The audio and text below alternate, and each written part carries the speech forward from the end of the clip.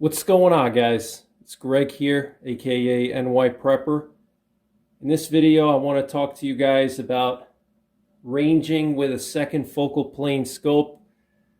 There's a lot of people out there who don't understand the differences between a second focal plane and a first focal plane scope, and a lot of people don't actually have real-world experience at long distances using second focal plane scopes. And it's really a shame because second focal plane scopes have a lot of advantages over first focal plane scopes. Everybody thinks that you have to have a first focal plane scope, that second focal plane is outdated and it sucks, it's not good. But actually, second focal plane scopes can be more precise and more reliable than first focal plane scopes. So I want to talk to you guys about how to range and hold over with a second focal plane scope, because people seem to think that in order to be able to engage targets rapidly at different distances, from short to long to medium and back and forth in between, let's say you have a target at 200 yards and then you have to go out to 1,000 yards and then you have to go to 500 yards and you got to be able to switch back and forth quickly, that the only way to do that is with a first focal plane, and that second focal plane you're not going to be able to do that. And that is 100% false, and it's misinformation being put out by people that have no experience using second focal plane scopes at long distances in the real world. And it's also, frankly, being put out by a lot of companies that mostly produced first focal plane scopes. And so, their business survival depends on sales. And so they're going to tell you that first focal plane scopes are the best and they're superior to second focal plane, so buy my scopes. But it's not necessarily true, okay? So I want to show you guys how easy it is to range and hold over with a second focal plane scope. I want to clear up some of the misinformation and show you just how easy it is. You don't need to spend $3,000 on a first focal plane Night Force scope in order to be able to rapidly engage targets from short to long to medium distances and make good hits, okay? Some of my best groups were actually with an old second focal plane scope. I've shot a 1-inch group at 1,000 yards with a second focal plane scope. So before I get into the ranging and the holding over, I want to discuss some of the advantages that a second focal plane scope has over a first focal plane scope that you don't really hear a lot of people talking about, okay? So with a second focal plane scope, the reticle stays the same size and thickness no matter what magnification you're on. So whether you're at the low power or all the way zoomed in, the reticle stays the same thickness. And that's really important actually in real world situations, because if, let's say, you have to engage a target that's really close, let's say 50 yards or 100 yards, and you have to dial down your scope to, let's say, 2 power or 3 power, if you have a first focal plane scope, you're barely going to be able to see your reticle, and it's going to be very difficult to make a quick shot at close distances with the magnification turned all the way down, because with a first focal plane scope, as you zoom in, everything gets magnified, including the reticle. So the reticle moves with the scope, if that makes any sense. So as you're zooming in, the reticle zooms in as well. And that has to do with the positioning of the reticle. On a first focal plane scope, the reticle is placed in front of the erector assembly and the magnification part of the scope. So when it's zooming in, it's not just zooming in on whatever you're looking at, it's also zooming in on that reticle, because the reticle is placed in front of the erector assembly. It's like if I put my hand here in front of the camera, and if I zoom in the camera, it's not just going to zoom in on the whiteboard, it's going to zoom in on my hand as well. Okay, so that's a first focal plane scope. Second focal plane scope would be if I put my hand behind the camera and now you zoom in onto this, the whiteboard. It doesn't matter how you zoom in, my hand is still going to be the same size because it's behind the camera, right? So that's the difference. Now, with the second focal plane scope, when you're on low magnification, you're still going to have a nice solid reticle, which in my opinion is very important for a real world self-defense weapon. Not just self-defense, but also a real world hunting weapon, because you're not always going to take shots at game at 200, 300, 400 yards. Sometimes you may have to take a shot at 25 or 50 yards. You may bump a deer or an elk in some brush or some timber, and it was bedding down and you didn't see it, and you're just walking along and you bump that deer and you need to be able to take a quick snapshot at 50 yards. If you have a first focal plane scope and you're dialed all the way down, let's say you have like a 3 to 15 power scope or 3 to 18, those are really popular.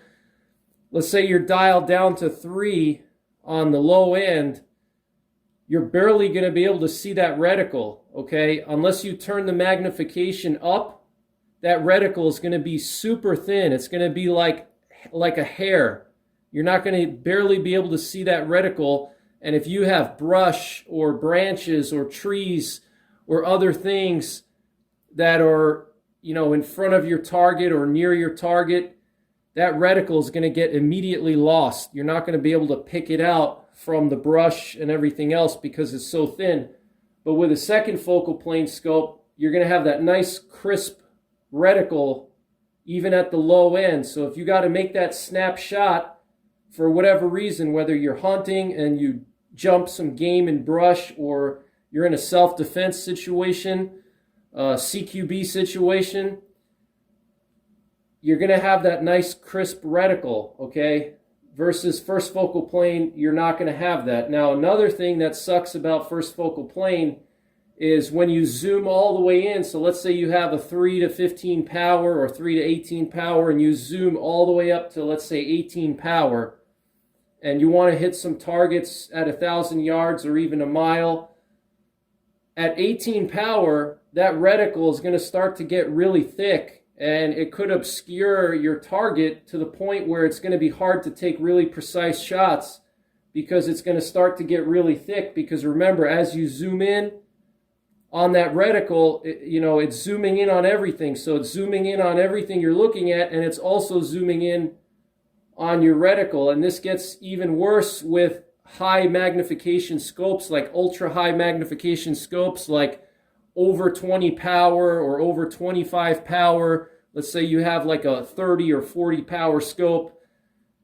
That reticle is going to start to get extremely thick, okay? So those are two big disadvantages with a first focal plane scope. Now, it's not a complete deal breaker. A lot of people will say, well, if I have to shoot close range, then I can just put a red dot on top of the scope, or I can draw my pistol, or whatever the situation is. Yeah, that's true. But if you want to have a do-all weapon that can do everything, second focal plane, in my opinion, is the way to go. But a lot of people say that second focal plane is bad because you can't range with it quickly and you can't do holdovers quickly in the field. And it is actually pretty quick if you know what you're doing and if you think a little bit and you practice. It is a little bit slower than first focal plane. Don't get me wrong. It's going to take you a little bit longer. I'm not saying with a second focal plane that you're going to be as fast in being able to range and hold over at different distances as a first focal plane. But if you know what you're doing, it can still be pretty fast, okay? So let me just explain something to you very simply. So let's say you have your reticle on a second focal plane scope. Okay, this is your scope here, and you're looking through the scope, and you have your hash marks, okay?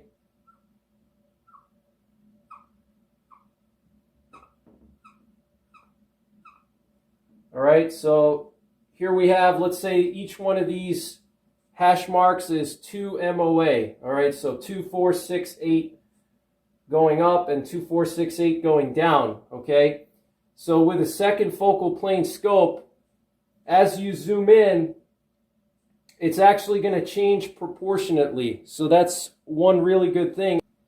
And when you buy a second focal plane scope, the manufacturer is going to tell you at what magnification these hash marks are going to be valid. So the manufacturer will say at 12 power, these hash marks are 2 MOA. Okay? So we know at 12 power, each one of these lines represents 2 minutes of angle. Okay, so if you have to transition, let's say you have to zoom out, you're zoomed all the way in at 12 power, and you need to zoom out and re-engage a target that's closer. Let's say you're at 800 yards and you're zoomed all the way in, and you're aiming at a steel plate. Okay, and you need to zoom out and re-engage a target at 500 yards, okay? All you have to do is just keep track of what your zoom is, okay?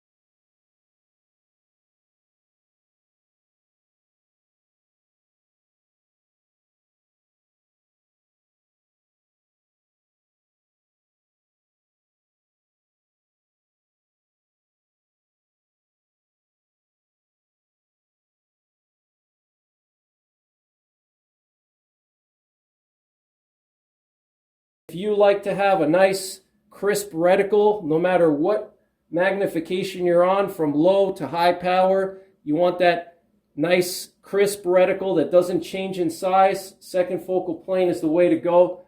Pretty straightforward. Now let me show you guys an example of ranging. If you have to range in different magnifications, if let's say you're trying to estimate a target and you're not at 12x, you're at 6x or 3x, how is that going to work out? So let me show you guys that. All right, guys, so here we have a steel plate. This round circle represents a steel plate that is 3 feet in diameter, and we're looking at this in 12 power, okay?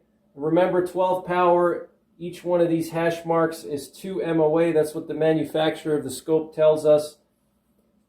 So let's say we zoom out or whatever, we're at 6 power and we see this steel plate. We know it's 3 feet in diameter, so we know the dimensions of the target and we can work off of that to estimate our range. So, but we're at 6 power, so for whatever reason, we don't have time to zoom up, which, you know, in most cases you would have time to zoom up But let's say for whatever reason you can't zoom up. Let's say it's a tactical situation, okay? Let's say you're engaging, Russian soldiers in Ukraine, okay? And there's a whole platoon of them. And you can't afford to zoom in because then you'll lose your perception of other targets and what's going on around. You'll lose your situational awareness, so you want to stay zoomed out, right? So you zoom out to 6x, or you're at 6x, whatever, and this is the steel plate. This is how it's going to look with this scope, okay? Remember, each one of these hash marks is 2 MOA at 12 power, but look how the steel plate looks now that it's at 6 power. You see how the steel plate now is smaller. It appears to be smaller, and it's showing over here that it's at 3 MOA, okay, which we know is not valid because at 6 power, each one of these is going to be 50% less, okay? So we're cutting the magnification in half, but as you see, the target is still corresponding to the adjusting of the reticle, okay? So we pop this into our range formula. So let's say we divide 36, this is our known dimension, 36 inches, divided by 6 MOA. This is just a basic MOA ranging formula. We know the dimension, it's 36 inches. We divide by 6 MOA, we multiply by 100, and this gives us 600 yards, okay? So we know that this is 600 yards, okay? But if we're at 6 power and we use the hash marks, okay, we're going to assume that each one of these hash marks is 2 MOA, just like it is here. Let's say we assume that, okay? Let's say we don't convert the hash marks from, 2 MOA to 1 MOA, okay? Let's say we just assume that each one of these are 2 MOA, okay? So if we assume that these are 2 MOA, this means that this steel plate is now 3 MOA, right? Because you see it's in between the first and second hash mark, so that's at 3 MOA. So if we pop this into our ranging formula, we go 36 divided by 3 for 3 MOA times 100, we get 1,200 yards, okay? That is way off, okay? That is way off. But look, it's an even multiple, so all we have to do is just divide this in half, and that gets us back to 600 yards, okay? Just divide by half, okay? Very simple math, okay? It's not anything that's, super complicated, okay? So there you have it, guys. Ranging and holding over with a second focal plane scope. It's really quite simple, okay? Now let me show you what you would do if you had it in 3 power. Okay, let's say you're in 3 power. If we had this in 3 power, we would be at 1.5 MOA here, okay, because the target would shrink even more as we zoom out. It would shrink in half again, and we would be at 1.5 MOA, okay, and that's again assuming that each one of these hash marks is still 2 MOA. So we're still looking at these hash marks as if they're at 12 power. We're assuming that these are still 2 MOA, all right? So this is going to shrink down to 1.5 MOA if we're at 3 power, okay? If we pop that into the ranging formula, we do 36 divided by 1.5 times 100. So we do 36 divided by 1.5 MOA times 100. We get 2,400 yards. Now, obviously, if you were looking at this, you would clearly be able to tell that, yeah, that's not 2,400 yards. I mean, you don't have to be a super experienced long-range shooter to know that if something looks like it's about 600 yards away or a couple hundred yards and you're getting 2,400, you know that that's way off, okay? So you're going to know just by looking at this target that this is way off. You're going to know that, yeah, that's definitely not 2,400 yards. So where did I go wrong? So now you just got to do simple math, okay? So we were at 3 power, okay? Divide 12 by 3. What is 12 by 3? That's 4. 3 is 1/4 of 12, right? So what is 1/4 of 2,400 yards? 600 yards, okay? So it's really that simple, okay? So yeah, it takes a little bit more thinking, but you know, it's going to slow you down a little bit. But for me personally, it's not a huge deal. But, you know, again, it's your choice. I have first focal plane scopes. I'm not anti first focal plane, but I just think a lot of people have this misconception that with a second focal plane scope, you can't do any ranging and you can't do any holdovers. And that is just complete BS, okay? As you see here, with simple math, you can range and you can hold over, okay? Very simple math. Just remember to keep everything even multiples, okay? So if you're at 12 power, you know these hash marks are valid at 12 power. They're 2 MOA. If you're zooming out, try to stay with a multiple. Like I said, zoom out to 6 power. Don't zoom to 5 or 7. Zoom to 6. And when you're at 6, when you look at your target, you just divide the hash marks in half because you're zoomed out by half. So your hash marks are now going to be valid by half. So they're going to actually be 1 MOA. Okay? Like I said, you're going to have to hold over at these lower hash marks here. All right? And with the ranging, you just have to know what magnification you're in. And same thing, stay with an even multiple. So if you have a second focal plane that's valid at 12, stick to 6 and 3 for ranging and holding over. Okay, with 6 and 3 power, you should be able to cover anything. 3 power, that should be fine for any kind of close engagements. 6 power, that should be fine out to 500-600 yards, no problem. And 12 power will get you out to even 1,000. So, you know, just keep it with these even numbers. And, you know, if let's say, like I said, you're at 3 power and you do your ranging formula, just remember at 3 power, you're 1/4 of 12 power. So when you pop in your ranging formula and you get this ridiculous number, just do 1/4 of that number, okay? Or whatever multiple your zoom level is, okay? So it's really that simple. It takes a little bit longer, but I like the benefits of a second focal plane scope.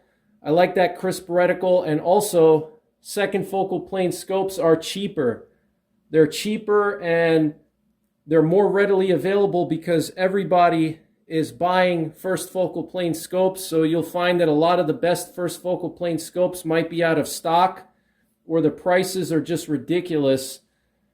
And if you go to a second focal plane scope, you can sometimes save 50%, and you can still have really good glass and really good internals, a really rugged, reliable scope with a lot of good features, good turrets, good illumination settings.